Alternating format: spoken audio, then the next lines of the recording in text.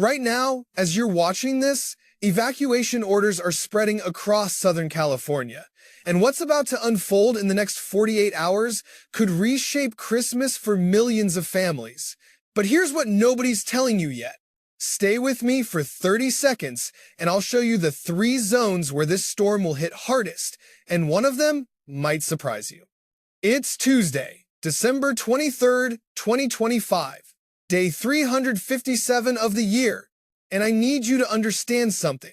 What we're about to discuss isn't just another weather event. The National Weather Service just issued something they rarely do, a high risk of excessive rainfall for parts of Southern California on Christmas Eve.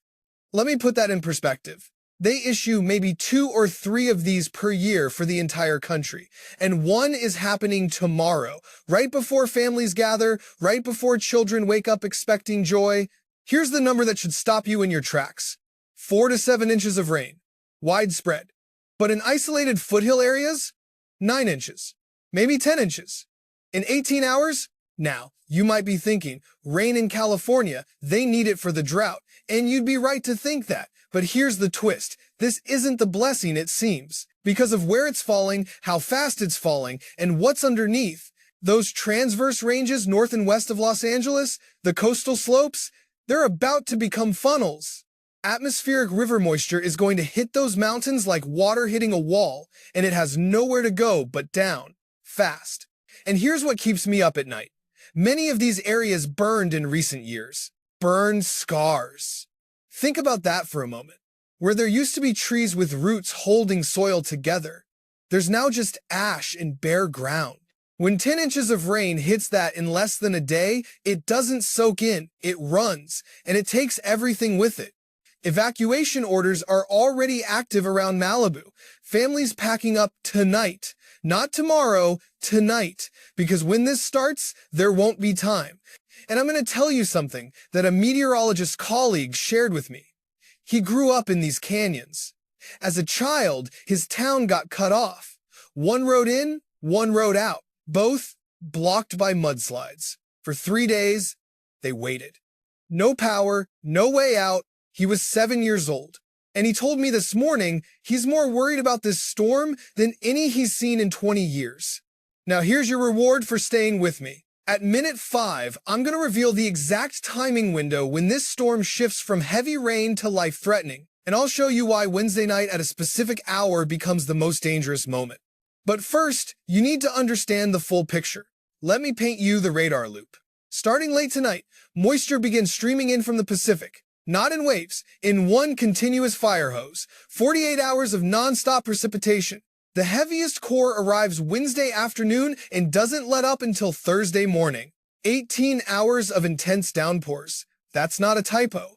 18 consecutive hours where rainfall rates could exceed 1 inch per hour. Drainage systems designed for normal storms, they're going to be overwhelmed in the first 3 hours.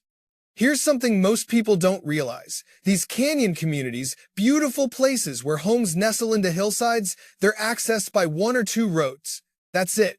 Highway 1 along the coast, maybe one canyon road winding up. When mudslides block those, and they will, entire neighborhoods become islands. You can have all the food and water you need. But if someone has a medical emergency, if you run out of critical medication, if there's a fire, help can't reach you. And you can't leave. I've seen this before. Not personally, but in the footage. The aftermath photos. Cars buried to their roofs. Homes with mud filling the first floor. Roads that look like rivers carried boulders the size of vehicles into the middle of the pavement. And here's the part that breaks my heart. It's Christmas Eve. This is the one time of year when we think about peace, when we think about families coming together, when we remember that even in the darkest times, there's light. There's hope.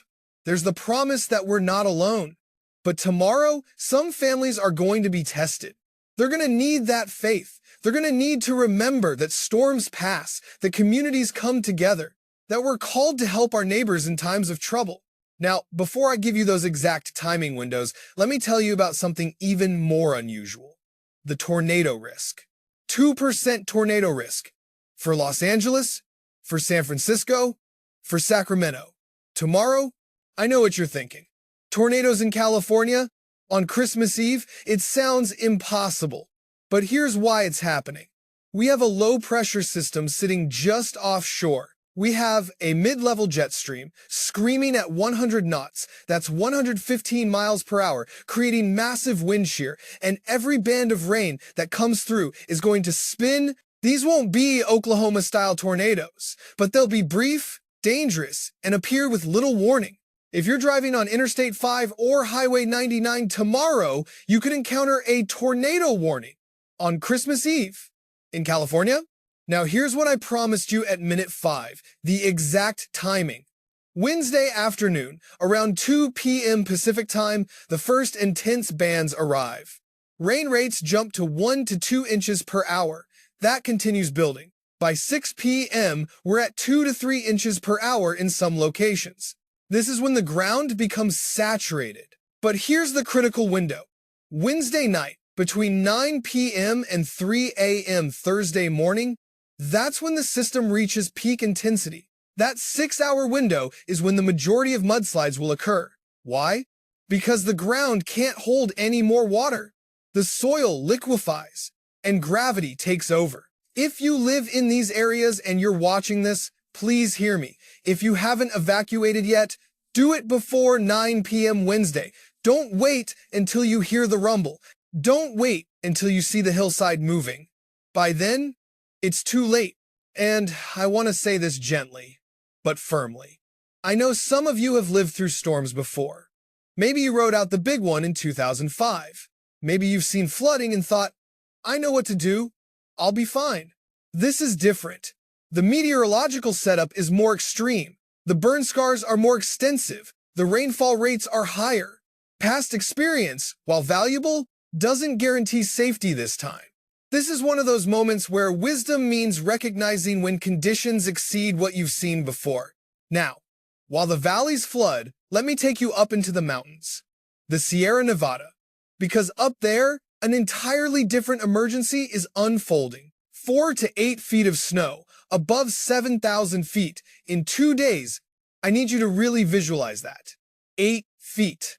That's taller than most people. That's enough snow to bury a car.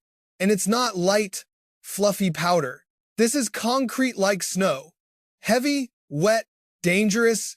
Donner Pass on Interstate 80?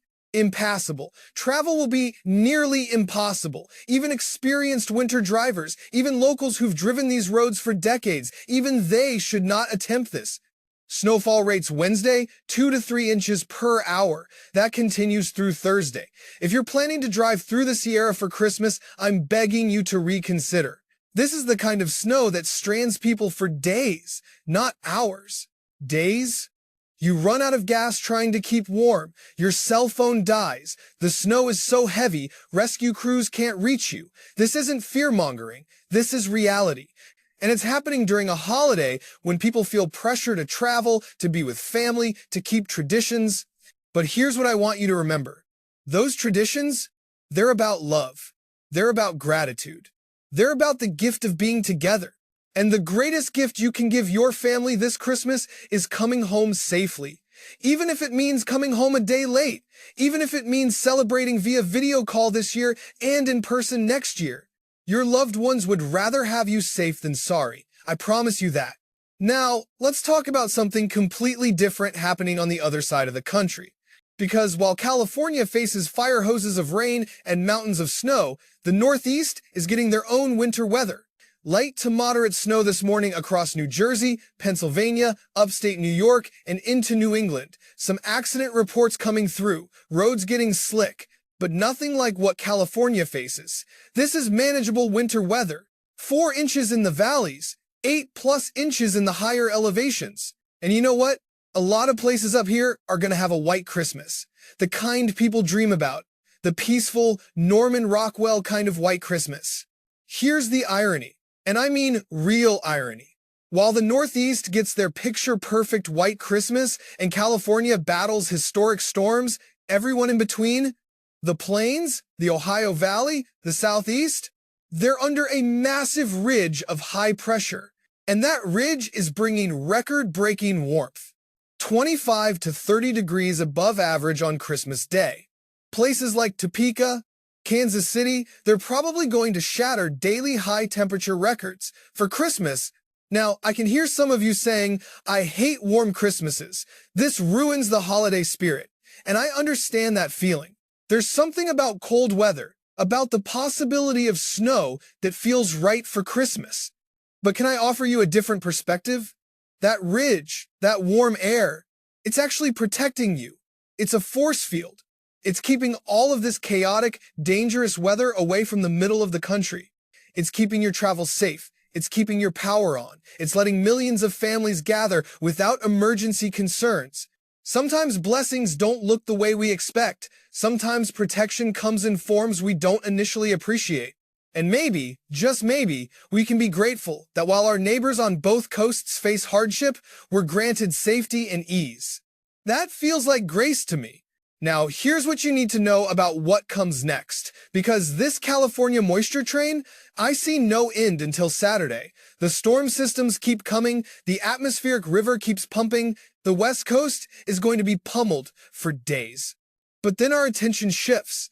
Around the 29th through the 31st, as we approach New Year's, the Northeast could see another shot of snow. And behind that, a major cold front sweeps into the eastern United States. Lake-effect snow machines turn back on. We drop back below average. Winter returns with authority. And here's your first twist for the second half of this forecast. The day after Christmas, December 26th, another system develops. This one brings a significant ice threat to Wisconsin and Michigan. I'm talking accumulating ice, the kind that brings down power lines, the kind that makes roads look like skating rinks. Friday morning, that ice threat is real. Then the system moves into Pennsylvania, possibly 6 to 8 inches of snow for New Jersey and New York City by Saturday. Some places in the Northeast are going to rack up serious snowfall totals over the next week, and New York City might be one of them. But I'll keep watching that ice threat closely. More updates coming Friday morning. Now, I want to talk about something that's been on my mind. We're approaching the end of 2025, day 357 of 365. And what a year it's been for weather. We've seen extremes, heat waves, cold snaps, droughts, floods, and now we're closing it out with one of the most dramatic weather patterns of the entire year. Multiple life-threatening situations happening simultaneously across the country. It makes you think about preparedness, about resilience, about how we respond when nature reminds us that we're not in control. And I think about the people in those canyon communities tonight, packing up their cars, leaving their homes, not knowing if everything will be okay when they return. That takes courage. That takes faith. I think about the emergency responders who are going to work through Christmas Eve and Christmas Day, the first responders, the utility workers, the rescue teams, missing their own family gatherings to keep others safe. That's sacrifice. That's love in action. And I think about all of us watching, able to prepare, able to make informed decisions because we have access to this information. That's a gift. The ability to see what's coming, to choose wisely, to protect ourselves and others.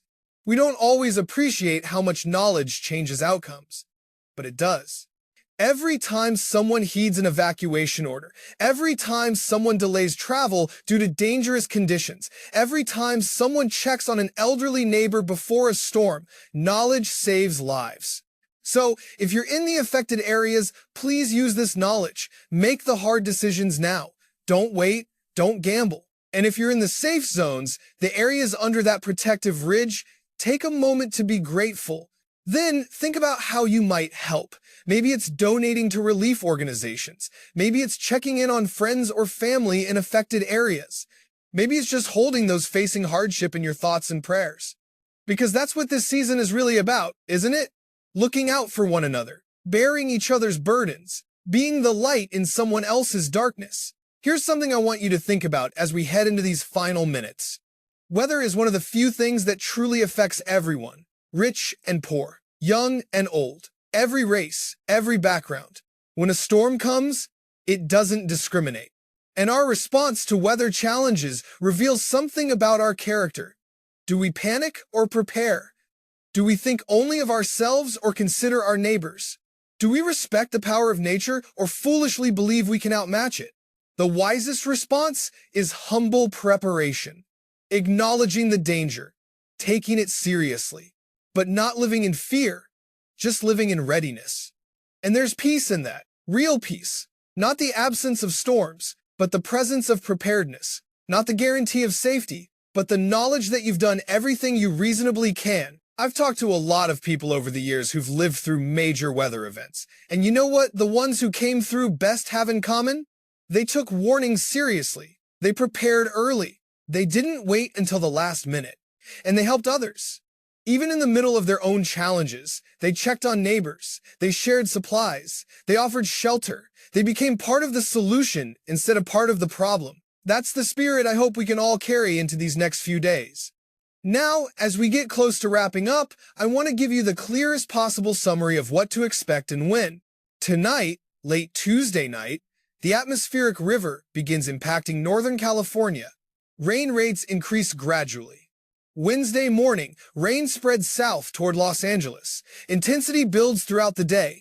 Wednesday afternoon, 2 p.m. Pacific, first intense bands arrive. This is when you'll really feel the storm. Wednesday evening, 6 p.m. Pacific, rain rates peak at 2 to 3 inches per hour in some locations. Tornado risk window opens. Flooding begins in earnest Wednesday night, 9 p.m. to 3 a.m. Thursday, peak danger period. Most mudslides likely occur during this window. This is when it gets real. Thursday morning, continuing heavy rain but starting to slowly decrease in intensity. Thursday afternoon, storm system begins to gradually shift, but rain continues. Friday and Saturday, additional systems keep the West Coast wet. Meanwhile, in the Sierra Nevada, snow begins late Tuesday night, peaks Wednesday, continues heavy through Thursday. 4 to 8 feet total by Friday. In the Northeast, snow tapers off Wednesday. White Christmas for many. Then watching for the next system Friday into Saturday. Central U.S. under the ridge stays warm and quiet through Christmas. Lucky them. And then, as we move toward New Year's, everything changes again. Cold front sweeps east. Winter returns. More snow chances. The pattern flips. Weather never stops. It never pauses. It just keeps moving, keeps changing, keeps reminding us that we're part of something bigger than ourselves. Now here's what I need you to do next. If you're in an affected area, check your local National Weather Service office website tonight. Sign up for emergency alerts on your phone. Make sure your emergency kit is ready. Gas in the car, batteries, water, medications. If you've been issued an evacuation order or even an evacuation warning, take it seriously. Don't be the person who thinks they know better than the experts. Don't be the person who becomes part of the problem instead of part of the solution. And if you're not in an affected area, stay informed. Weather changes. What's safe today might not be safe tomorrow. What seems distant now might move closer than you expect. I'll be monitoring this situation closely, very closely, because this is exactly the kind of setup where surprises can happen, where forecasts can shift, where conditions can deteriorate faster than expected. And I'll be here to update you, because that's what we do. We watch, we analyze, we inform, we help people make good decisions. Before I close, I want to leave you with this thought. We're heading into Christmas, a time of year that means different things to different people. But for many, it's about hope, about light in darkness, about the promise that even in the hardest times, we're not abandoned. These storms will pass. The rain will stop. The snow will melt. Roads will be cleared. Power will be restored. Communities will rebuild. Because that's what we do. That's what we've always done. But in the meantime, let's be smart. Let's be prepared. Let's be kind to one another. Let's remember that we're all in this together. And here's your teaser for what's coming next. In my update Friday morning, I'm going to reveal the long-range pattern change I'm seeing for early January. It's significant. It could affect millions of people across the eastern half of the country, and the early signals are pointing towards something we haven't seen much of this winter season. I'll give you one hint. The pattern shift involves a polar vortex disruption, and when that happens, things get interesting. Really interesting. So make sure you're subscribed, make sure notifications are on, because you're not going to want to miss what I'm tracking for the first week of the new year. Stay safe out there, take care of each other, and remember, knowledge is power, but only if you use it wisely. I'll see you in the next update.